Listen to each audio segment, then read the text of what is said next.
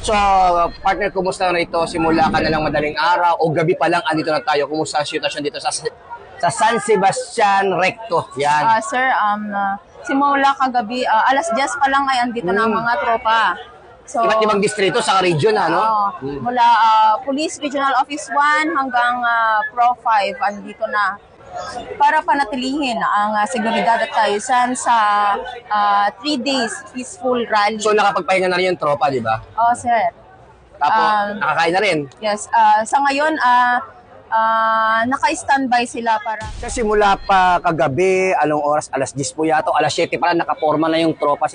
Kumusta po ang sitwasyon nyo dito sa Maynila at iba't ibang lugar pinwestuhan ng ating tropa mula sa RMB, sir? At siyempre kasama din ibang mga distrito at ibang region, sir. Opo. Sa ngayon ay handa-handa naman po ang tropa natin at matagal naman po na pagplanuhan,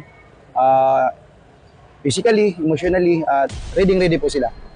So, sir, yung pagpapahinga ng tropa, sir, paano po yung kalahati nagpapahinga, kaya natutulog para, sir? Ayun po, syempre po, para po makagain po rin ng lakas, kailangan po nila yan. Lahat po tayo, syempre, napapagod din. So, kailangan natin sila shifting ng scheduling yung nila, ang pagtayo. Kasi so far, sa ngayon, tahimik naman. So, kailangan natin pagpahinga ng mga tao natin. So, ito po yung mahaba 3 days po ito So, kailangan natin magpahinga din. So, sir, baka meron kang payo sa ating mga kababayan na sabi na maging mapayapa itong 3 araw na peaceful rally ng Iglesia ni Cristo. Sa akin naman po, sa ating mga kapatid, kailangan nating maging maingat. At syempre, mahinahon siya, di ba? Kailangan nating maging mahinahon.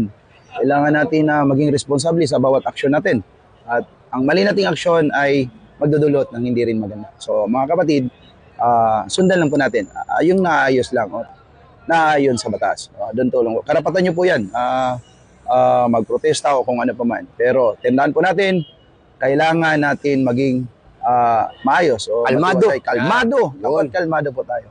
So ano man yung mga hinaing natin, maging kalmado palagi. Nandito po ang kapulisan, lalo ng pwersa ng Regional Mobile Force Battalions, papumuno po ng aming buting Force Commander, Police Colonel Celso Mansibang Rodriguez, at of course sa ating Regional Director, ang ama ng NCRPO, walang iba, si Police Major General Abirin. Nandito po ang RMP, nandito po ang pwersa ng NCRPO para magsilbi at iminti na ang katahimikan ng buong programa sa loob ng 3 araw.